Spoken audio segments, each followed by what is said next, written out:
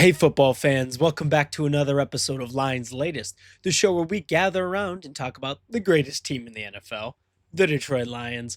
I'm your host, Bryan Hanes. We have some rumors, some updates, and some comments to talk about today, so let's just jump straight into the video.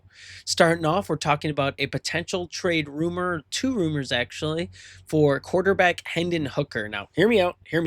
You guys have told me that there's absolutely no value we can get out of Hooker, and I kind of agree with you, but I think there are some teams that we could probably get something out of with him. Starting off, there is a rumor that suggests the Saints have need of a quarterback. That Shao isn't going to be, the savior, the end all be all. And after, especially with Derek Carr being gone now, a trade with the Lions could involve a young defensive lineman in return, one that the Lions have had interest in, particularly in return. And the Lions need a defensive lineman.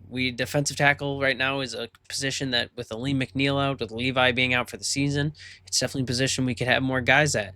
The Lions have recently had interest for a player in Christian Boyd, a defensive tackle from Northern Iowa.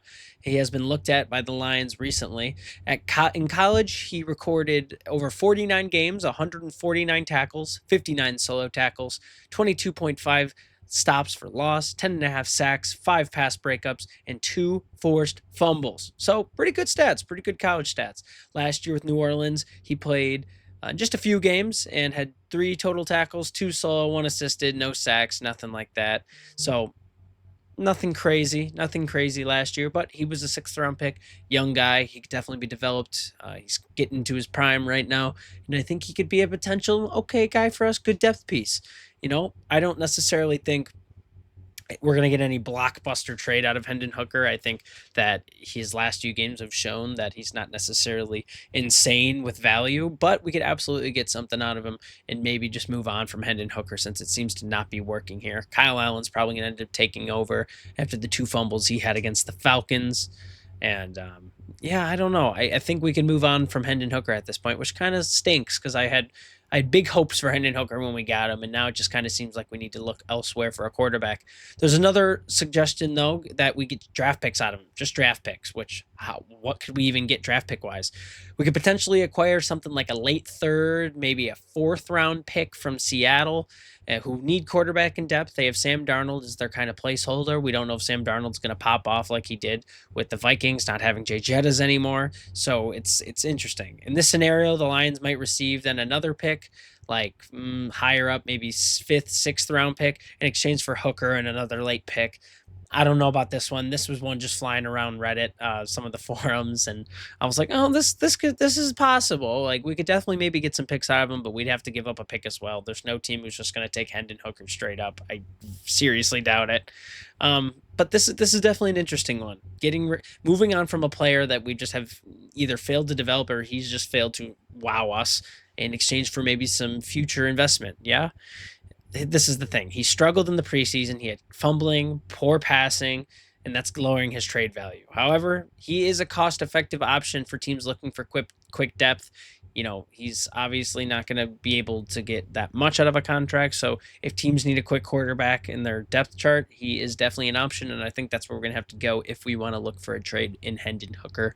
That's all I got for that. Let me know what you guys think. Is it even worth looking for Hendon Hooker? Do we just cut him?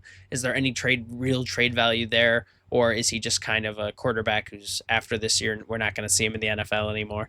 Let me know what you guys think. Is he going to be UFL All-Star? There's definitely a chance, but the best case scenario for us is we just get some value out of him if it's even possible. That's what I think. Tell me what you guys think. We're going to move on to our second topic of the day, where we are talking about linebacker Derek Barnes, and he has been telling reporters he is fired up for this week of joint practices. A boost of energy has Derek Barnes hyped up for this week when the Lions and Miami Dolphins square off twice this week in practice before their Saturday preseason game. It will mark Derek Barnes' first contact with players outside his team since early season, or since his early season last year. So I don't late early season, that doesn't make any sense. The reason of this, of course, is because Barnes tore his MCL and PCL ligaments in his right knee during a Week 3 win over the Arizona Cardinals. While the Lions never officially ruled him out, he did undergo surgery and was never seen again last season. He said, "Since my injury, this is the first time I get to go against different opponents. So, man, it has been personal for me, honestly." That's what Barnes told M Live. Very excited for him. He's definitely going to be able to get out there and show us what he's done, right? The big notable thing for Derek Barnes was during the divisional game playoffs 2 years ago against the Buccaneers.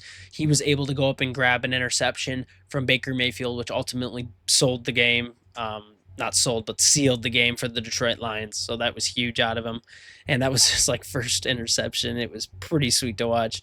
Barnes has added that measuring where he stands is technically and mentally at the top of his list, along with improving pre-snap awareness as well. Breaking on the ball and refining his pass rushing skills has been something he's worked on while he's had this time. He's not trying to force anything, though. He's instead letting the game come to him, which, okay, cool. Yeah, don't need to rush anything when you're coming off an injury like that. Absolutely, just see where it takes you and see how fast you get back to where you were and even improve, like we're just kind of seeing from Hutch right now, knock on wood. And these practices, especially, are going to show an important update and meeting point for players like Barnes who are still shaking off rust. He says, "I think it'll just bring out the best of us in terms of this practice." End quote. So I'm really excited for him. He is going to be exciting, hopefully this year. In 2024, before his injury, he had 10 tackles, 2 assisted, 0 sacks. 2023, though, he had 8. It was his best season with us, where he had 81 combined tackles, 39 assisted, and a sack. Over his 4 years, this will be his 5th year with us. He has accumulated 4 sacks, 86 assisted tackles, 205 combined tackles. He's definitely a great linebacker. He's definitely a good piece for us, and he's a Dan Campbell guy, which makes him even better. He fits the attitude of this team. Definitely going to want him back, right? But this is more than Derek Barnes for me. This is like this game and the way that his attitude's going into it. This is going to show all these players that we have, like, yeah, he's a good depth piece guy, but is he going to be fine? And we have guys who are coming off of injuries. Or is he going to be fine? This joint practice is going to be a big, showing for whether or not these guys are ready to come play, and whether or not the rust is off or still on, or are they the same after the injury? Are they the same after being out for a while? This is a very important practice, and I'm definitely excited to be there and share it with you guys. So, yeah, definitely cool. Derek Barnes, let's go, buddy. I'm fired up that you're fired up. And I'm excited for the rest of the guys to get out there and definitely get some reps, show us what they're all about. That's going to be awesome. But with that being said, let's move to our third topic of the day, where we're discussing some of those other rookie debuts. So on the show, we have mentioned Tesla a number of times. He's been the real, hot topic to talk about for a lot of media. We haven't talked about Tyreek Williams and Ratledge's performances yet against the Falcons. We haven't talked about that yet. I wanted to let it linger a little bit, wait and see some more practices and how they're doing. And it's been consistent. Both of Detroit's first 2 picks in this year's NFL drafts made their debut against Atlanta. Asked about their performance on Monday, head coach Dan Campbell said he thought both players put some good things on tape, right? Williams was graded the Lions' top defensive lineman against the run against the Falcons by Pro Football Focus. Despite not recording an official statistic in the 4 series of work, he showed the ability to push his blockers back pretty consistently and play on the other side of the line of scrimmage, which freed up other players to make some plays around him. Boom! Boom, boom, boom. I talk about this all the time. If you have a player that makes other players good around you, that is a star player. That is a star player. The ability for him, because he's such a good bull rusher, to just push offensive linemen back into the quarterback. First of all, that's creating a collapse in the pocket, and that's allowing everyone else to have to focus on him or maybe double team him on plays. And that's going to let our guys like Hutch, like Aleem McNeil when he comes back, just to be issue on the line.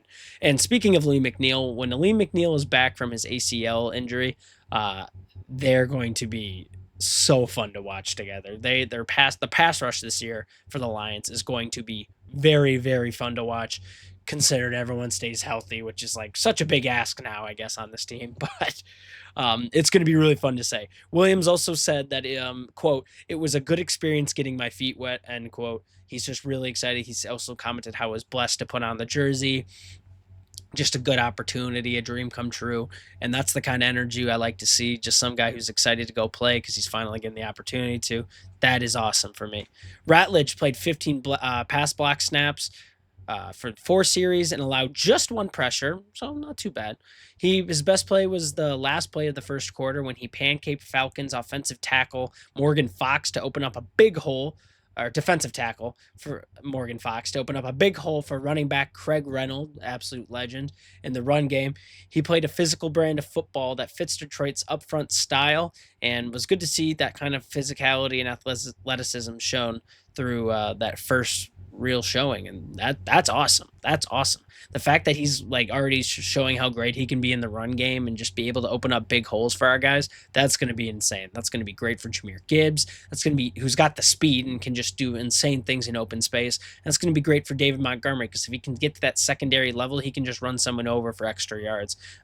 I think that's great, right? He's playing pass blocking snaps, but besides the pass blocking snaps, he also showed his run blocking ability. He's showing that he's very versatile. He's, as advertised, a versatile offensive lineman. And to me, as long as you're as advertised and you're not disappointing, you're doing your job. You're doing fantastic. So let's keep seeing it from him. Of course, it is just preseason, so against the first team offense or first team defenses, it might be a little different. But right now, we're seeing great stuff from him, and it's cool to see that both of our high drafted rookies are living up to the expectations. That is awesome.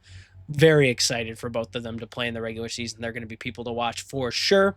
Let me know what you guys think about this, though. Was there anything underwhelming about either of these players in the first debut game? Were they doing exactly what you thought they will be? And what are your expectations for them later down the line in the regular season? Because I have big expectations, and I think they're going to be met, guys. I'm very excited. But with that being said, let's move to our fourth and final topic today, where we are just discussing some viewer comments. You guys gave me some real good ones to talk about this time. Let's jump straight into it. Superman24, a very frequent commenter and very appreciative of you, Superman24, says, if the Lions' first loss is to the Eagles, I will take it. Now, let me pause there because I did accidentally say in my last video that the Lions' first loss would be to the Eagles. I don't know if I was tired or what I was saying, but I do have them losing to the Ravens first. So not their first loss. That's on me, but continue. That will mean they are 9-1. Realistically, if we are 6-4 through the first 10 games, I will be happy with that. I think we lose to the Eagles. Ravens will be tough game versus the Commanders, Bengals, Packers, Vikings, and Bucks. The NFL did not do the Lions any favors, giving them the second toughest schedule. Luckily, we have a relatively easy back of the end schedule. Yes, I totally agree with you on this one, Superman. I totally made a mistake with what I said there, and that made me look a little silly. I definitely think some of those games that I have us winning in could go either way. Bengals could go either way. I just think their defense is not built to last long enough, and if that offense is on the field too long, they're going to get tired, and we could outlast them.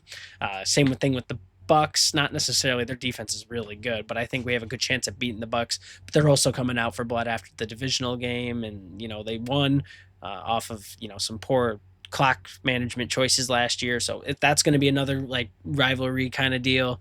And I'm not too worried about the Packers and Vikings though, right?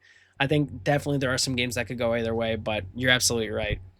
Not going to be our first loss. So thank you, Superman24, for the correction there. Moving on to Brent DeWitt says, was great to hear that our starting O-line practiced together for the first time this camp. Problem now is with the latest injuries, our O-line depth is very questionable. I hope one of the new guys we brought in is a serviceable backup. I don't understand why everyone praises Mark Brunell as well. He failed to develop one young quarterback in 5 years. SMH. One pride worldwide. Go Lions. Yeah, no, I think the O-line will be fine. I think the backups that we're bringing in are going to be all right. As long as keep our guys healthy and happy. And there's always the opportunity to bring in new guys if they do get hurt. The thing with Mark Brunell, I see what you're saying, because it's like he's the quarterback's coach and he didn't develop Hendon Hooker like he was supposed to. Part of it's Hendon Hooker was coming off this injury. He's slower than he was in college, so a lot of his weapons were gone. He was getting older. I mean, he's worked with Jared Goff and really brought Jared Goff's confidence up, though, so you got to give him some credit there. Goff was a whole different person in Detroit, and I'm very excited about that. But I see what you're saying there. Absolutely, though. One pride worldwide. Go Lions. Thank you so much, Brent DeWitt. That was a great comment. I really appreciate it. And finally, DCW says we have at least three people that can play safety. Kirby and Branch and Maddox all can play safety at a high level. And then we have a deep corner room, even though a few are injured. Also, Morris, who is trending up, so not that worried about safety as long as we all stay healthy. I see what you're saying, right? I see what you're saying. Kind of forgot about Maddox for sure. He's definitely a great backup, but I'm just worried that if Kirby or Branch, because they're like the real heart and soul of that secondary right now, if they go out and our backups just aren't as good, we might get taken advantage of a little bit, just because they are so good at what they do. But totally agree with you here. We do have some great backups, and as long as we stay healthy, knock on wood, as long as we stay healthy, we should be good. But you never know with that. That being said, we are out of time today. Thank you guys so much for the comments. Seriously, I appreciate every time you guys comment. It means the world to me. I read them all. Make sure you guys like, comment, subscribe, turn on the bell so you don't miss a single video. We got new stuff coming out every day of the week except weekends. And, I'm always excited to put out new content for you guys. So let me know what you guys think. If you made it to this point in the video, what do you think about the rookie debuts, and how excited are you for Derek Barnes to make his return, and what are your expectations for him on his return? Really curious to see what you guys think. But you guys enjoy the rest of your day, and I will see you in the next video.